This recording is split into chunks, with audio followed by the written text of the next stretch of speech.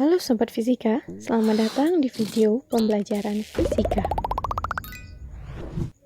Benda yang menggelinding tidak hanya terjadi pada bidang datar saja, namun juga dapat terjadi pada bidang miring. Dan tentunya, pasti ada penyebab benda tersebut dapat menggelinding kan? Kira-kira apa ya penyebabnya? Untuk mengetahuinya, simak video berikut ini.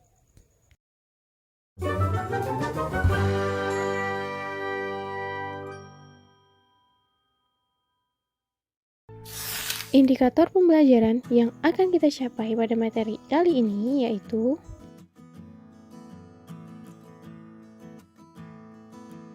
berikutnya kita lanjut pada kasus bidang miring. Sebelumnya kita harus ingat dulu ya beberapa persamaan yang wajib diketahui. Yang pertama itu ada rumus momen inersia.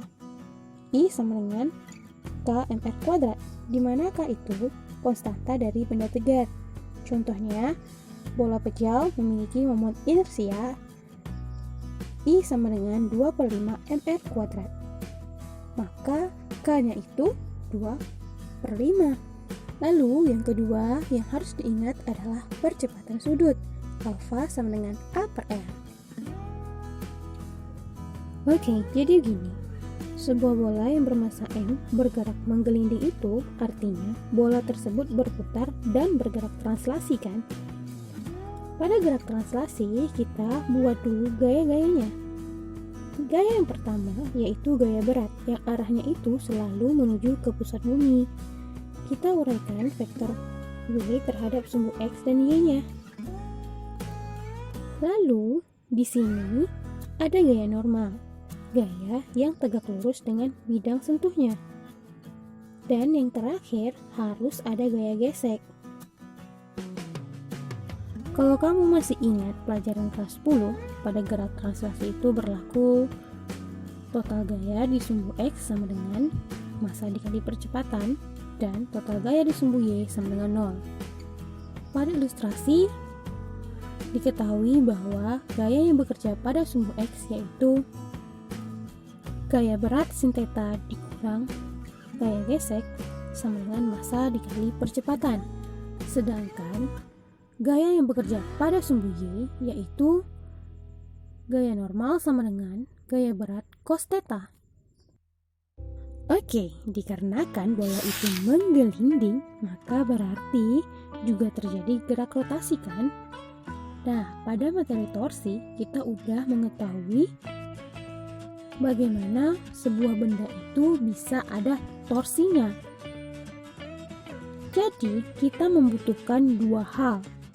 Yang pertama, lengan gayanya atau R. Kemudian, yang kedua, kita memerlukan yang namanya gaya.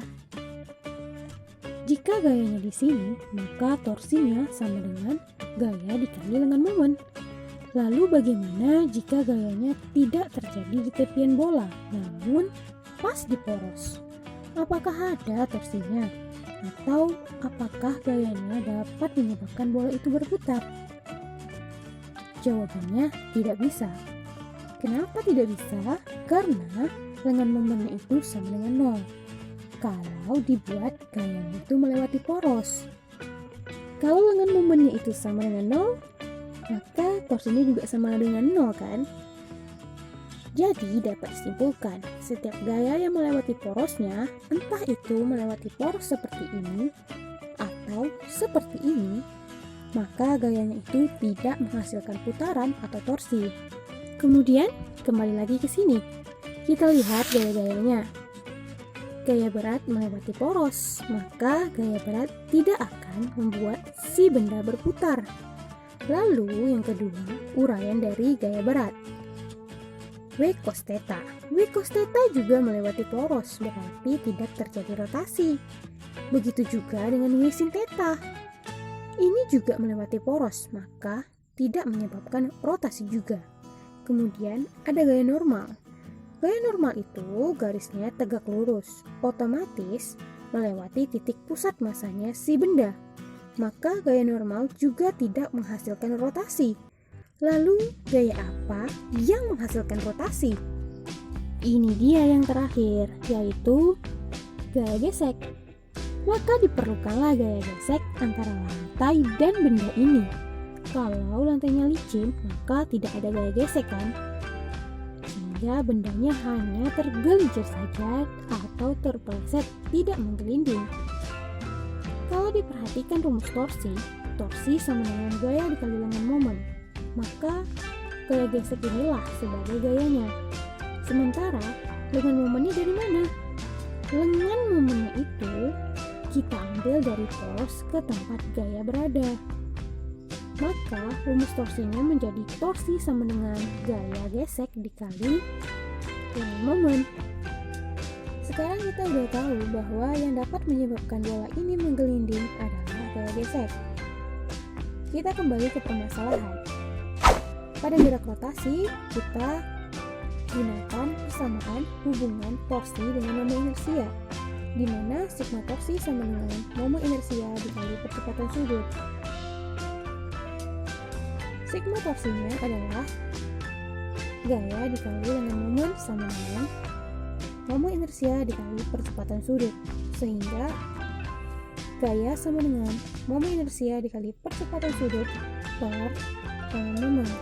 Selanjutnya kita substitusikan ini ke persamaan ini, sehingga dihasilkan gayanya itu sama dengan K massa dikali percepatan, di mana K itu merupakan konstanta. Intinya dari gerak rotasi tadi kita bisa mendapatkan persamaan gaya sama dengan konstanta dikali massa dikali percepatan. Lalu kita substitusikan persamaan ini dengan W sin theta dikurang F sama dengan MA, sehingga W sin theta dikurang KMA sama dengan MA. Kita mau mencari nilai A, maka yang ada A-nya itu kita pindahkan ke kanan. Kemudian MA-nya kita keluarkan, sehingga W sin theta sama dengan 1 tambah K dikali MA. Jadi nilai A-nya didapatkan W sin theta per 1 tambah K dikali M. Dikarenakan gaya berat itu merupakan massa dikali gravitasi, sehingga dihasilkan percepatannya adalah gaya gravitasi dikali sin theta per 1 tambah K. Jadi dengan menyelesaikan gerak translasi dan rotasi, kita mendapatkan satu rumus baru, yaitu percepatan sama dengan gaya gravitasi sin theta per 1 tambah K. Kita lihat contoh soalnya dulu.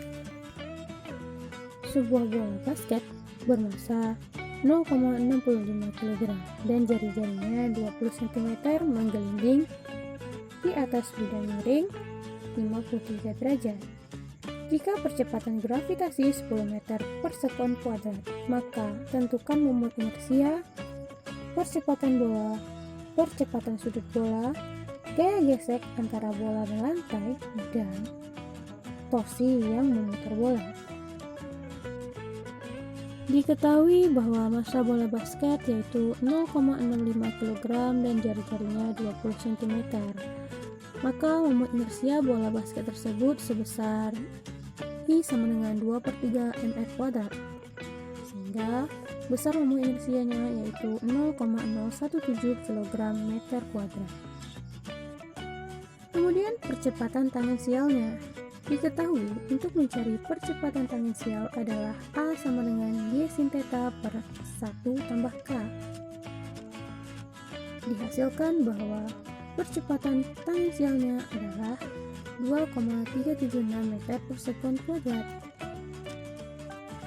Selanjutnya percepatan sudut. Rumus percepatan sudut yaitu percepatan sudut sama dengan percepatan per jari-jari, sehingga percepatan sudutnya itu sebesar 11,88 radian per sekon kuadrat. Kemudian gaya gesek yang terjadi antara bola dan lantai, yaitu F sama dengan KMA, sehingga besarnya gaya gesek yaitu 1,0296 Newton. Yang terakhir, torsi yang memutar bola tersebut sebesar torsi sama dengan momen inersia dikali percepatan sudut, sehingga dihasilkan besarnya torsi adalah 0,202 Nm.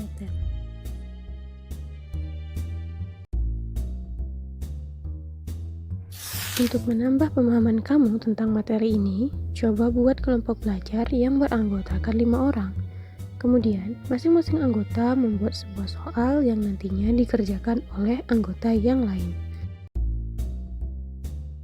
Pada video ini, kita udah membahas mengenai gerak menggelinding pada bidang miring, gaya-gaya yang bekerja pada benda yang menggelinding di bidang miring, gaya penyebab benda tersebut dapat menggelinding, dan persamaan tangensial benda pada kasus menggelinding.